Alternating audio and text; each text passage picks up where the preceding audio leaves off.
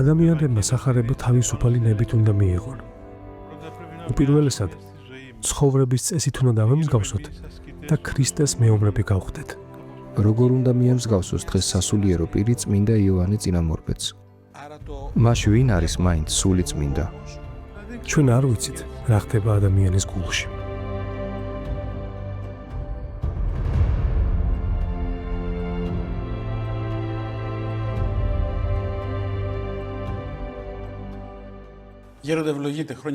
დაგლოცეთ მეუფეო. ქრისტემ დაგლოცოთ. მეუფეო, ნათლისღების საუფლო დღესასწაულით შობის 12 დღიანი სადღესასწაულო პერიოდი სრულდება. ვიდრე დღესასწაულის საზრისის უკეთ გასაგებად ნათლისღების სახარებას ჩაუღრმავდებით, თუნებას დამთავრდ, ზოგად კითხვას დაგისვამთ. ნათლისღება წყლის კურთხევასთან არის დაკავშირებული. ბევრი ადამიანი ტაძარში არ სწავა, მაგრამ თუ ამინდი ხელს შეუწყობს ზღვასთან, პორტთან ან მდინარესთან ჩავა, რომ წყლის კურთხევას დაესწროს. და ამ დღეს, ასე ვთქვათ, ამ ხალხური პერსპექტივიდან აღიქვამს. მრავალი ადამიანი ამ ტრადიციულ სანახაობას უკეთეს შემთხვევაში ისტორიული მოვლენის გახსენებად აღიქვამს. ჩემი შეკითხვა ასეთია: როგორ უნდა ვიდღესასწაულოთ ნათლისღება, არა როგორც ისტორიული ფაქტი, არამედ როგორც პირადი სულიერი მოვლენა? აბსოლუტურად მართალი ბრძანდებით. საუფლო დღესასწაული უბრალოდ ისტორიული მოვლენა კი არ არის. არამედ ეს არის ჩვენი საშუალება, რომ თანამონაწილე გავხდეთ იმ საიდუმლოებისა, რომელიც იესო ქრისტემ თავისი განკაცებით მოვიტანა. ეს არის გამოხსნა და განმხრთობა ადამიანისა. თუმცა ეს 12 დღე მსახურებებით არის დატვირთული. და ადამიანისთვის, რომელიც ეკლესიაში ხშირად სიარულს არ არის მიჩვეული, დამღლელია და ამ საეკლესიო ატმოსფეროს ჩანაცვლებას ზღვასთან, წყლის კურთხევაზე დასწრებით ცდილობს. ესეც კარგია, მაგრამ დღესასწაულის სულიერი საზრისის გააზრების ხარჯზე არ უნდა მოხდეს. ეს საზრისი კი ადამიანის განმხრთობაში მდგომარეობს. ქრისტემ მხოლოდ წყლის საკურთხევლად არ მოსულა. იგი ადამიანის გამოსახსნელად მოვიდა. მან იხსნა კაცობრიობა და ამასთანავე მთელი ქმნილი სამყარო განწმინდა. შეუძლია თუ არა თანამედროვე ადამიანს ამის გაგება? თუ მაპატიეთ ამ გამოთქმისთვის და სპექტაკლის დონეზე რჩება? განმხრთობა სერიოზული საკითხია.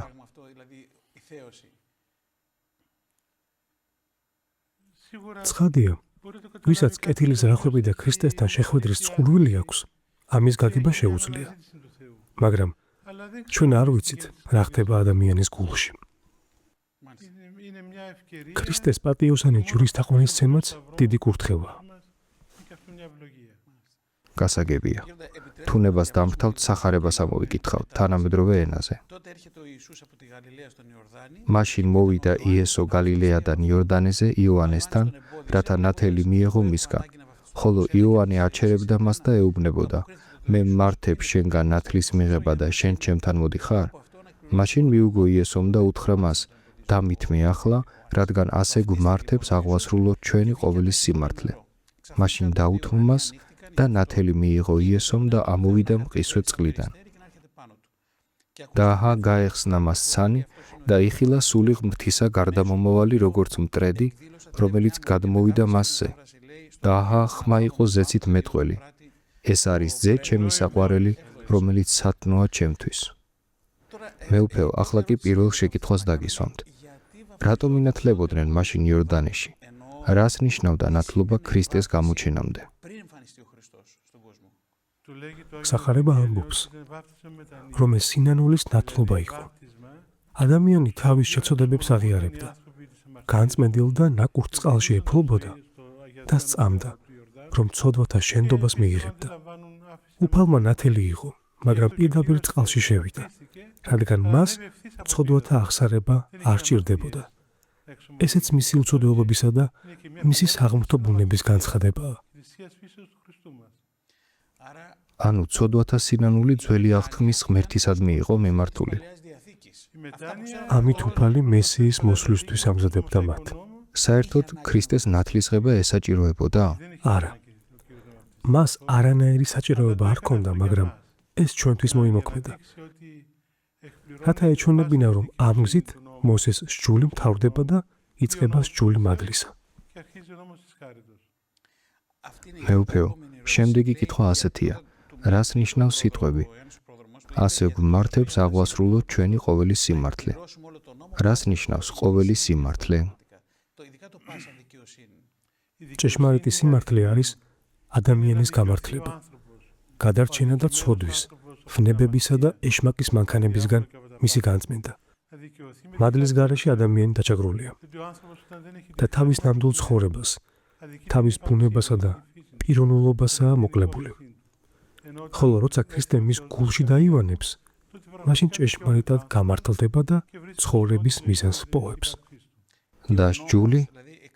სჯული ქრისტესთან მივყვანებელია. ესაა მისი მიზანი. გასაგებია მეუფეო. სახარების შემდეგ მუხლებში ნათქვამია: ნათელი მიიღო იესომ და ამოვიდა მყისვე წყლიდან. რატომ მოინათლა წყალში? რას განასახიერებს წყალი? განწმენდას. როგორც წყალი განწმენდს სხეულს, ასე განიწმინდება სულიც. ადამიანი ფსიქოსომატური არსებაა და უნდა განიწმინდოს მისი სხეულიც და სულიც.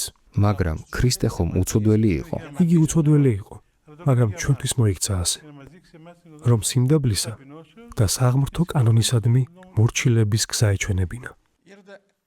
მეუფეო, ასევე წერია: აჰა, გაიხსნა მას ცანი და იხილა სული ღმრთისა გარდამომავალი, როგორც მტრედი, რომელიც გადმოვიდა მასზე. შეგიძლიათ განგვიმარტოთ ეს მონაკვეთი. ჩემი შეკითხვა ასეთია: განა სული ღმრთისა მუდამ ქრისტესთან არ იყო? ცხადია, მაგრამ საეკლესიო ლიტურგიკული ტექსტების თანახმად ეს იყო ყოვლადწმინდა სამების განცხადება. მამაზე ცითმეტყველი, ძე ნათელღებული და სულიწმინდა მასზეც გარდამოსული. ეს სამების გამოცხადებაა. მას ვინ არის მაინც სულიწმინდა? წმინდა სამების მესამე პირი. იგი უბრალოდ უქმელი ენერგია კი არ არის, არამედ ყოვლადწმინდა სამების მესამე პირია. იქნება ამ საკითხში კიდევ უფრო მეტად დაგვეხმაროთ. ვკითხულობთ: აჰა, ხმა იყო ზეცით მეტყველი. ეს არის ძე ჩემი საყვარელი, რომელიც სათნოა ჩემთვის. სულიწმინდა ქრისტეზე გარდამოვიდა და მამა ღმერთმა სახალხოდ დაამოწმა, რომ იგი მისი ძეა. რისი ჩვენება უნდოდა ღმერთს ამით? ზეცის გახსნა, სულის გარდამოსვლა და ქრისტეს ძედ სახელდება. ეს მამა ღმერთის საიდუმლოებაა. ამით მან გვიჩვენა, რომ ღმერთი სამპიროვანია: მამა, ძე და სულიწმინდა. უფალმა გვითხრა, რომ ჩვენ სამპიროვანი სამების სახელით უნდა მოვინათლოთ. სახელითა მამისათა და ძისათა და წმინდისა სულისათა. სამი ჰიპოსტასი და ერთი ღმერთი. ქრისტეს ნათლობით ჩვენ ნათლისღების საიდუმლოებას მივიახლეთ. რასაკვირველია მეუფეო. წაღან აღნიშნეთ, რომ სულიწმინდა სამების მესამე პირია. შეგიძლიათ ეს განგვიმარტოთ? როგორც მამა ღმერთი, ასევეა ძეც და სულიწმინდაც. ბუნების მიხედვით მათ შორის არავითარი განსხვავება არ არის. და რას ნიშნავს ერთარსება და განუყოფელი სამება? ეს ნიშნავს, რომ ერთი ბუნება აქვთ. მსგავსი კი არა, არამედ ერთი. ერთი ბუნება და არა სამი. ყოვლადწმინდა სამება არის სამჰიპოსტასოვანი ღმერთი, სამი პირი და ერთი ბუნება. მეუფეო, რატომ მოხდა ზეცის გახსნა და მამის ხმა ქრისტეს ნათლისღების შამს და არა მისი ცხოვრების სხვა მომენტში? ეს ფერისცვალებისასაც მოხდა. თუმცა ეს უკვე შემდეგ იყო. დიახ, შემდეგ. ის მაინტერესებს თუ რატომ მოხდა პირველად ქრისტეს ნათლისღებისას. იმიტომ რომ ქრისტემ თავისი მისიონერული საქმე სწორედ ამის შემდეგ დაიწყო. ნათლისღების შემდეგ ქრისტე ხალხში გავიდა და ქადაგებას შეუდგა. მანამდე იგი არ ქადაგებდა და იუდეველებისთვის ფართოდ ცნობილი არ იყო. გასაგებია, გამოდის რომ იმ მომენტიდან, როდესაც მამა ღმერთმა დაამოწმა, ესე არც ძე ჩემიო, ქრისტე ხალხის დამოწყვრა შეუდგა. სწორედ ასეა. შეგვიძლია თუ არა რომ ღმერთის ამ პირველ გამოცხადებას ეკლესიის დაბადების დღე ვუწოდოთ. როდის დაიბადა ეკლესია? პირველი 4 საუკუნის განმავლობაში ქრისტეს შობა და ნათლისღება ერთ დღეს აღენიშნებოდა. სწორედ ამიტომაც ეწოდებოდა ღმერთის განცხადება. წმინდა იოანე ოქროპირის პერიოდში და შემდგომ ეს ორი დღესასწაული გაიყო და პირველად შობა განწესდა და შემდგომ უკვე ნათლისღება. ამ დღეს ქრისტემ სახარების ქადაგება დაიწყო. ანუ ეკლესია დაფუძნდა, შეგვიძლია ასეც ვთქვათ. ჯერ ქრისტეს ხორციელად შობა იყო და შემდეგ უკვე მისი ქადაგებლური მოღვაწეობა. გასაგებია, მე უფეო აღნიშნეთ რომ ღმერთი სამპიროვანია. ახლა მინდა ერთი შეკითხვაც დაგისვათ.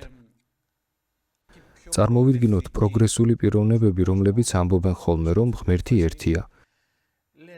გნებავთ ქრისტიანებისა იყოს, გნებავთ მუსულმანებისა, გნებავთ ბუდისტებისა, ის მაინც ერთია. ჩემი შეკითხვა შემდეგია. რატომ გვასწავლის ეკლესია რომ ჭეშმარიტი ღმერთი მხოლოდ ყოვლადწმინდა სამებაა, რომელიც დღეს ღმრთის განცხადების დღესასწაულზე ვიხილეთ? იმიტომ რომ ქრისტემ სამყაროში სწორედ ეს განაცხადა. ჩვენს ღმერთს მუსულმანთა ღმერთთან არანაირი კავშირი არ აქვს. არც ებრაელთა ღმერთთან, რადგან ისინი ყოვლადწმინდა სამება ღმერთს დღემდე არ იცნობენ. მას არც ინდუისტების და სხვა ერების ღმერთებთან აქვს კავშირი. ჩვენი ღმერთი მამა, ძე და სულიწმინდაა. სწორედ ეს განუცხადა ქრისტემ ქვეყნიერებას. მე უფეო, იოანე ნათლისმცემელზე ითქვა რომ დედაკაცისგან შობილთაგან უდიდესია. ცოტა რამ წმინდა იოანე წინამორბედსა და ნათლისმცემლის პიროვნებაზეც გითხარით. როგორც წმინდა წერილიდან ვიცით, წმინდა იოანე წინამორბედი იესო ქრისტეს ხორციელად ენათესავებოდა. იგი მისი ბიძაშვილი იყო, ზაქარიასა და ელისაბედის ძე.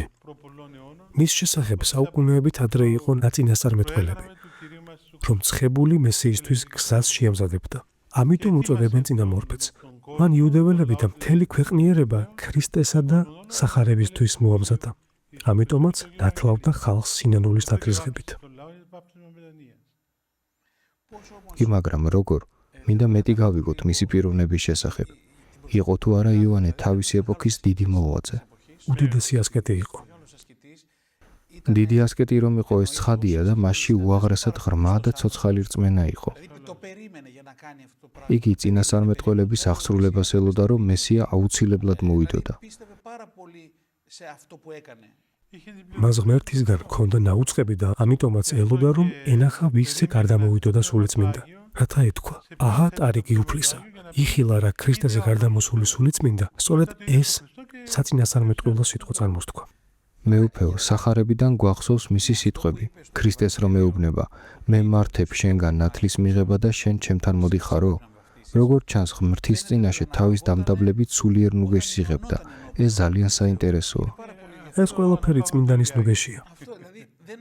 ანუ ის რომ ქრისტე საკუთარ თავზე წინ დააყენა, რაღაც კომპლექსების გამო არ გაუკეთებია. როგორ მივბაძოთ მას ამ საკითხში? წმინდა იოანე ნათლისმცემელი სინანულის მაგალითი და მასწავლებელია. მისა ჯერ არს აღორძინებად, ხოლო ჩემდა მოკლებად, თქვა იოანემ. ქრისტე ღმრთის ტარიგად განცხადდა და თქვა, რომ იგი ქვეყნიერების ცოდვებს იტვირთავდა, ხოლო თავისი მოწაფეები, მაგალითად ანდრია და იოანე მასთან გაგზავნა. იოანე ზეცილის სიძის, ანუ ქრისტეს სიხარულით ხარობდა. იგი ქრისტეს წინასწარმეტყველი და წინამორბედი იყო, მაგრამ არა თავად მესია. შეიძლება ითქვას, რომ იმ ეპოქის სულიერ ადამიანთა იმ რიცხვს ეკუთვნოდა, რომელნიც მოწოდებულნი იყვნენ კონკრეტულ ისტორიულ მომენტში და კონკრეტულ სოციუმში უსამართლობა და სიცრუე ემხილებინათ. ამიტომაც მოუწოდებდა ხალხს აღსარებისა და შინაგანი მომზადებისკენ. როგორც ხვდები, მეუფეო, დღესაც ყოველი კარგი სასულიერო პირი იოანე ნათლისმცემელია. სულიერი მოძღვრების სწორად მის მსგავსად იქცევით. როგორ უნდა მიემსგავსოს დღეს სასულიერო პირი წმინდა იოანე წინამორბედს? უპირველესად, ცხოვრების წესით უნდა დავემსგავსოთ და ქრისტეს მეომრები გავხდეთ. არა მაინც და მაინც უდაბნოში გასვლითა და ველური თაფლის ჭამით, არამედ შინაგან ვნებებთან ბრძოლით, ღვაწლით, მოუკლებელი ლოცვითა და იმ ყოველივეთი ზემოთ რომ ახსენეთ. სინანული უბრალო სინდისის ქენჯნაროდია, არამედ ხედვის, აზროვნებისა და გონების ცვლილება. როცა ეს საიდუმლოება ჩვენში აღსრულდება, მაშინ შეგვეძლება ქრისტეს ერის მასწავლებელნი და წყემსნი გავხდეთ. ანუ სასულიერო პირის გზა წმინდა იოანე წინამორბედისას უნდა მიემსგავსოს. გზას წმინდა იოანე ნათლისმცემელი გვიჩვენებს. თავად წმინდა ადამიანის ცხოვრება ამ სოფლისთვის გამოწვევა. ეს წმინდა წერილშიც არის ნათქვამი. წმინდათა სოფელი განიკითხონ. წმინდანები ამ ქვეყანას თავიანთი ცხოვრებით ამხელენ და არა სიტყვიერად. საქმე იმაში როდია, რომ იოანე ნათლისმცემელმა გადაწყვიტა და თქვა, ახლა მე თქვენ განგსჯითო. არა. მან ეს ყველაფერი შინაგანი ლოცვით, ღმრთისადმი მსახურებით და ღმერთისგან მიღებული უწყების მორჩილებით აღასრულა. სიტყვებზე მეტად, მისი ცხოვრება იყო ერთგვარი, რადგან მაშინ სიტყვებს იზალა არ ჰქონდათ, დღეს რომ აქვთ. მაშინ მხოლოდ ის ისმენდა, ვინც იქვე შორი ახლოს ტრიალებდა. გარემოცვა შეზღუდული იყო, მაგრამ ცხოვრების წესი ყველას გადასწვდებოდა. კეთილის რახვის ადამიანები სინანულში მოჰყავდა, ხოლო ბოროტი გულის მქონენი კი იოანეს წინააღმდეგ განეწყებოდნენ. ამიტომაც მოჰკვეთა ბოლოს თავი ჰეროდემ. გამოდის, რომ დღესაც მთავარი სასულიერო პირის შინაგანი მდგომარეობაა. ჩვენს დროში სახარების ყოველი მქადაგებელი და ყოველი წმინდა ადამიანი ამ სოფელს თავისი ცხოვრებით ამხელს. და კეთილ ადამიანებში დიდ სიყვარულს აღზრავენ. ან დიდ სიძულვილს იღებენ მათგან, ვინც ღმრთის სიტყვას ვერ იტევს. ახლა კი გავბედავ და ვიკითხავ, ჩვენ ერის ადამიანებს თუ შეგვიძლია ნათლისმცემელს დავემსგავსოთ? ღმრთის სიტყვა ყველას მოგვიწოდებს ამისკენ. მეუფეო, მაინტერესებს ამ სულიერ ზნეობრივ დისონანსში, რომელიც დღესაა გამეფებული. უტოპიურია თუ არა იმაზე ფიქრი, რომ დღევანდელი ხელისუფლება ან რომელიმე პოლიტიკური სტრუქტურა ძალაუფლებას სულიერი კრიტერიუმებით მიუდგეს. რამდენჯერაც ამ საკითხზე ვფიქრობ, მახსენდება წმინდა პორფირი კავსოკალიველის სიტყვები, რომელიც ამბობდა: პოლიტიკა ძალიან სერიოზული და საპასუხისმგებლოა თავად პოლიტიკოსებისთვისო. ადამიანებმა სახარება თავისუფალი ნებით უნდა მიიღონ. ამ ქვეყნიური ძალაუფლება კი უმრავლესობის პრინციპით მუშაობს და ადამიანურ კანონებს ემყარება.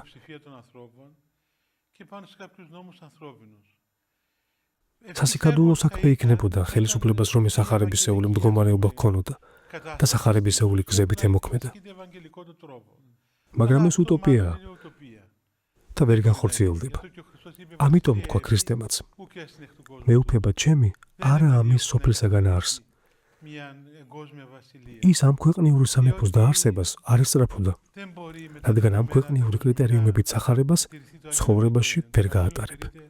სახარება თავისუფალი არჩევანით მოღვაწეობას ეფუძნება. ადამიანური მომენტები პირველ ქრისტიანთა ეკლესიაშიც იყო და ამას ეკლესია დედობრივი მზრუნველობით მკლავდებოდა. არა როგორც ხელისუფლება და ძალაუფლება, არამედ როგორც დედა და მკურნალი. ადამიანის თავისუფალი ნება ღვთის სიტყვას ყოველთვის არ ისმენს. არ ვიცი, რამდენად გახსოვთ ერთი მოთხრობა, სკოლაშიც ისწავლებოდა ხოლმე და ღმერთის სამეფო თუ ღმერთის ქალაქი ერქვა. ამ ტექსტში მოთხრობილი იყო, რომ ვიღაცეებმა გადაწყვიტეს სახარება ცხოვრებაში გადაეტანათ. სახარება ცხოვრებაში გაეტარებინათ და სახარებისეული სახელმწიფო შეექმნათ. თუმცა ეს ვერ მოხერხდა. ქრისტეს 12 მოწაფე ჰყავდა. ერთი წავიდა და უარყო. დანარჩენებმა ჯვარცმული ქრისტე მიატოვეს. ხოლო რჩეულ მოციქულებს კი დანარჩენებზე აღმატებულ მდგომარეობაში უნდათ ყოფნა. ეს ნიშნავს, რომ ადამიანური უძლურება და ვნებები აქაც მოქმედებს. ხოლო წმინდანება შეძლეს ღმერთის საზოგადოებად და წმინდათა კრებულად ჩამოყალიბება.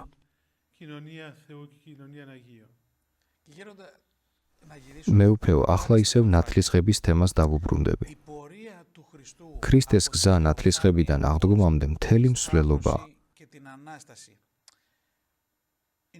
როგორ შევუსაბამოთ ეს გზა ჩვენს ცხოვრებას? როგორ დავუკავშიროთ? უფალმა ყველაფერი ჩვენთვის მოიმოქმედა. თავად მას არაფერი სჭირდებოდა. არც შობა, არც წინადაცვეთა, არც ნათლისღება, საერთოდ არაფერი. ყოველივე ეს ადამიანისთვის დაუშვა. წმინდა პაისი ძალიან კარგად ამბობს, რომ ეს ყველაფერი უფალმა ჩვენი გულის მოსალბობად აღასრულა. რათა ჩვენთვის ეჩვენებინა თუ როგორ უყვარვართ. მან აბსოლუტურად ყველაფერი მოიმოქმედა. არ არსებობს არაფერი ისეთი, რაც შეეძლო ექნა და არქნა. ამიტომაც აღასრულა ყოველი სიმართლე, როგორც სახარება ამბობს. ყველაფერი მოიმოქმედა ღმერთმა, რისი ქმნაც კი შესაძლებელი იყო. რომ ვინმეს არ ეთქვა, აი ესეც რომ გაიკეთებინა, მაშინ უფრო მეტად ვიწამებდი და უფრო ახლოს ვიქნებოდი შენთანო. ყველაფერი აღასრულა. ამიტომაც სწორედ ამით განვისჯებით.